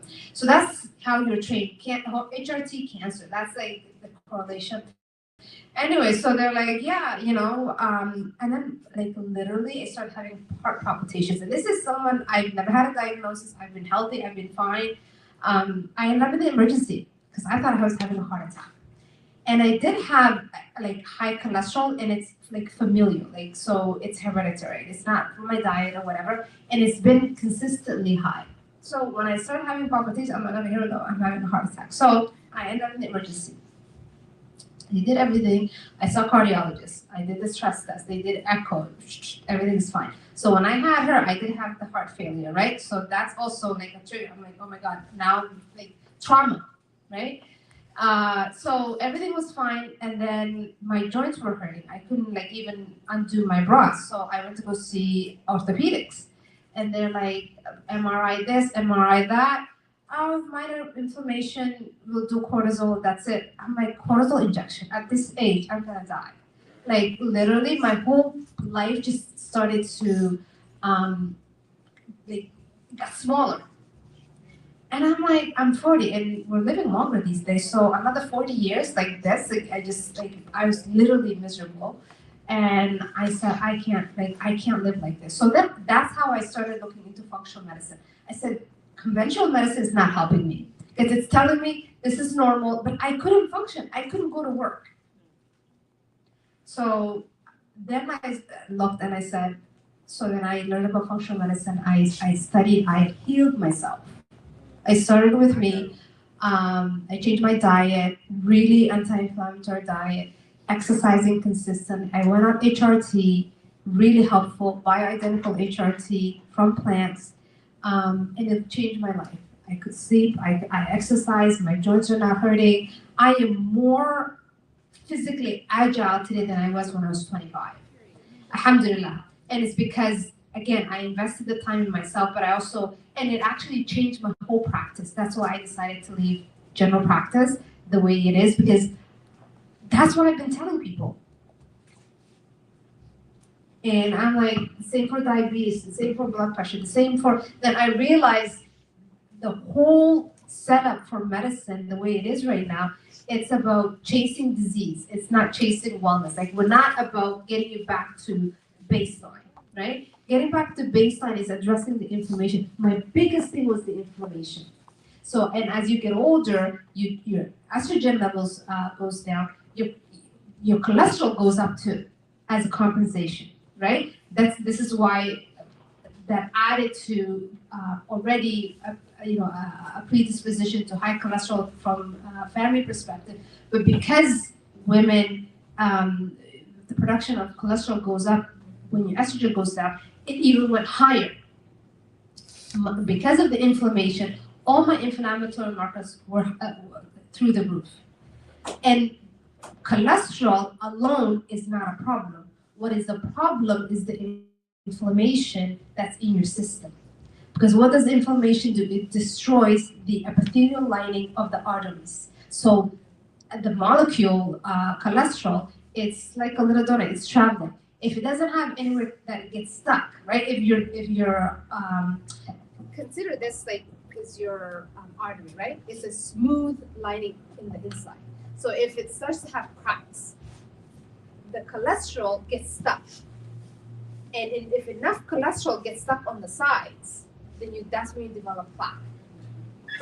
Why are you getting the inflammation, the cracks on the artery, not necessarily the cholesterol, right? So if you manage it to make sure your arteries are not inflamed, you're managing that.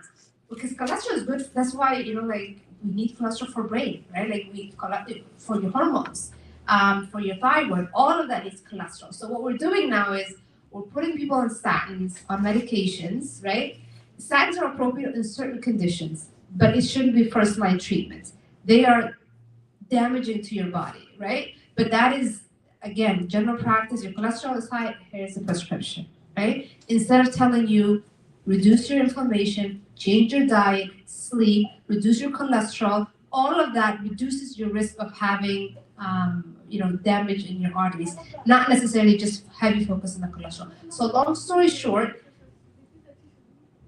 it's about what you're doing and what you're not doing.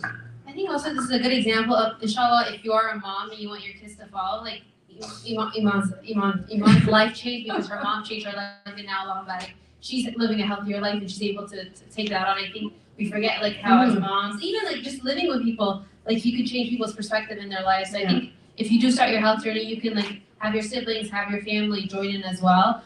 We are running short on time. Yeah, we're done. So we're gonna do the next slide. If you enjoyed our conversation, please subscribe to our podcast, Your Body, Your Clues. We're everywhere, inshallah, Instagram, TikTok, Spotify, podcasts and stuff. But Dr. Hodan's actually coming up with a fun project. Yes.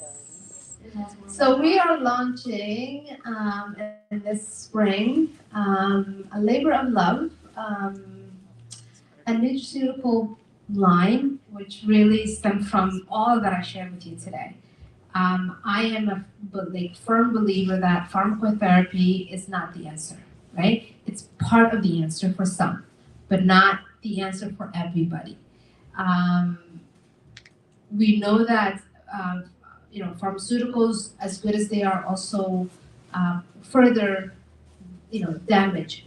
They have benefit, but also everything that you have get prescribed has benefit and has risks.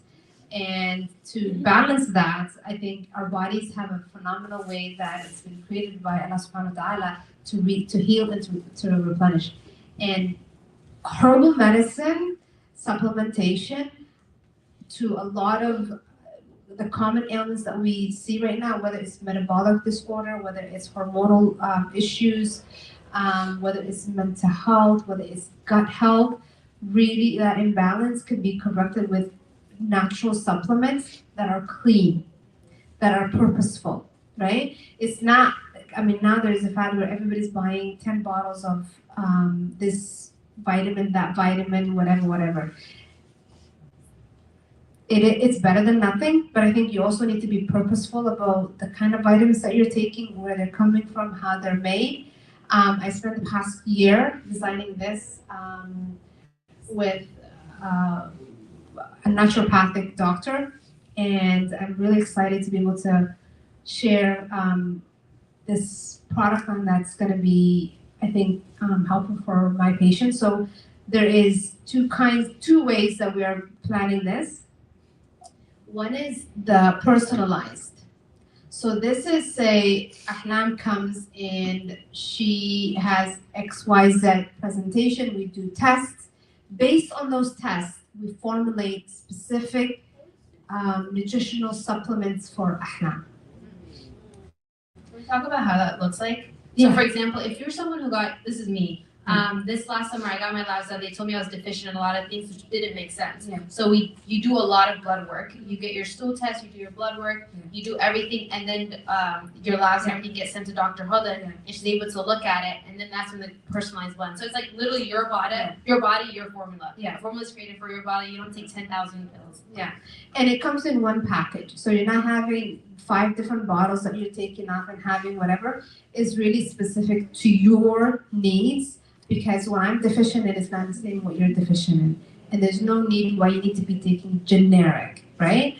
There are certain things that are generic that you do need, but even when you have vitamins work together as well in pairs and in triples sometimes, like, and it needs to be working in the right environments, right? So I'm a big believer that we need to tackle our gut. So our biggest protocol that we developed is to really manage gut health, because that is the epicenter of why people are sick. From inflammation to obesity to mental health, 80% of that is based on the gut. So we developed a protocol for gut health. We developed one for hormone, thyroid issues, people who are low on iron and ferritin.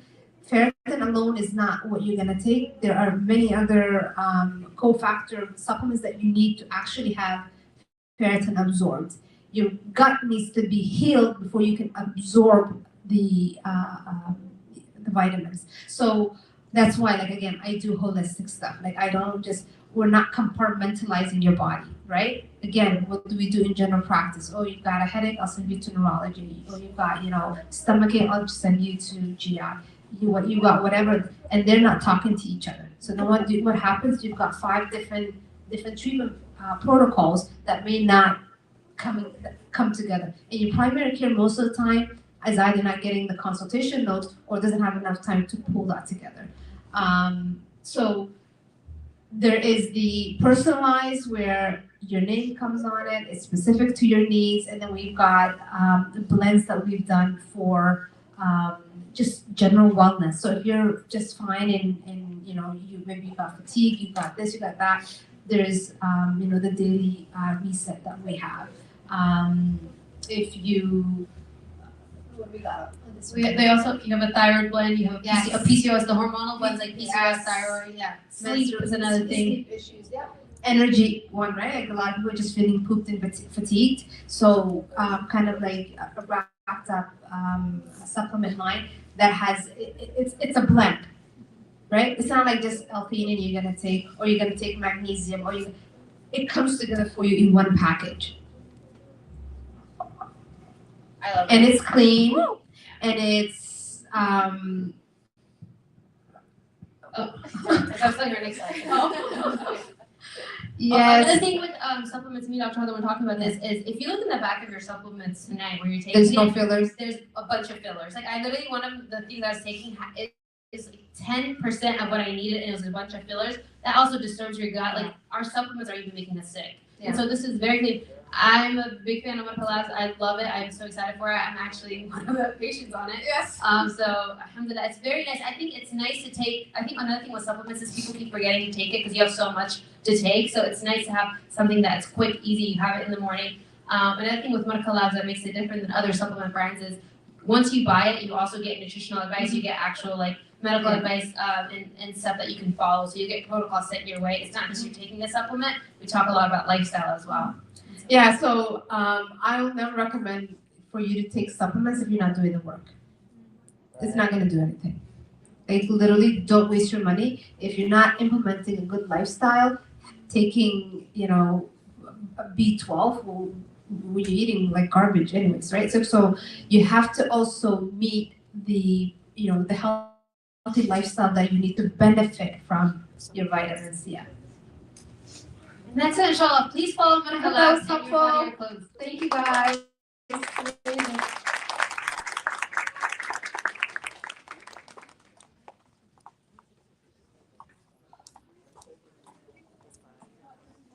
Assalamu alaikum. Just a brief announcement before you guys head out. Be sure to, like Dr. Hodan said, community is good for your health. So make sure you connect with us on our Instagram and our WhatsApp group. Connect with the Afia Project as well. Building community will help us all, inshallah. And then this is how to connect with all of us, the Afia Project as well, inshallah. And then a brief announcement from Yasmin. So before we start heading out, just one quick thing. I think Dr. Hodan and Ahlaam, along with that, I keep calling Dr. Hodan, Dr. Ali. Let's give her her praise as well about it. Yes, clap it up for that, please. I need it louder because there are so many gems tonight. And if you you guys are not tapped into their podcast, as Ahlaam mentioned, it's on Spotify. I listened to it. You know, I'm the one who went to the gym in January, so I was listening to it in the gym. So I love it a lot about it. It keeps me motivated. So please tap in and follow the Afia projects here as well. They'll be here for a few minutes after, so if you guys have questions. They have amazing programs that they do. They've been here longer than Next Gen Somalis has been. They've been doing amazing work. I just want to tap some announcements and some things to like help remind us, inshallah. So one of the things that you guys mentioned was, you know, we talked a lot about women's health, and I know there's some brothers here, and you all have brothers. You guys have dads, you have uncles, grandfathers, and grandfathers. I pray that nobody ever gets into a position where they are a single parent. But what about the men who become single fathers to daughters? This stuff is important. So make sure your brothers know it. And even, subhanAllah, some of our parents, they didn't have daughters. And so when they're, unfortunately, it comes to the brunt of it is women take care of the elderly. So brothers need to be involved. Brothers need to care about women's health just like we care about men's health. In order for our communities to do better, we have to care about each other, inshallah. So please tell your brothers, your cousins, your uncles to tap into the podcast as well, because a lot of great gems and things that they can relate to. So I just want to make that plug. Another 2 more plugs and then we'll wrap up because I know it's cold. There is also a gym within the Hawa Center called The Hive that is for Muslim women who may want to be in a gym that is not, co-ed.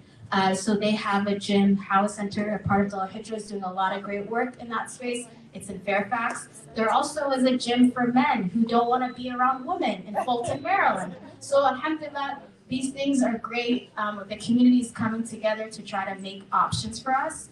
I saw TikTok the other day talking about we need to stop opening up these fried chicken restaurants. We need to invest in health and wellness. We need to invest in education. So podcasts, into cafes.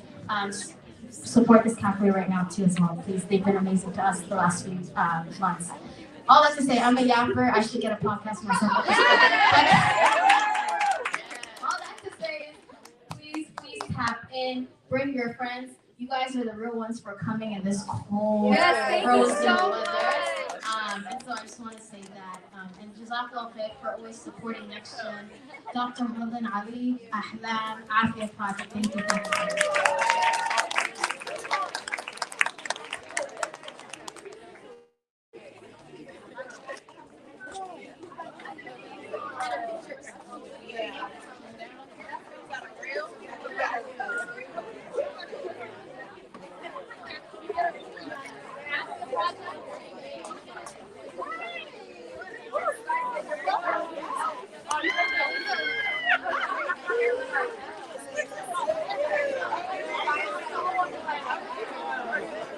What was that? Oh yeah, of course.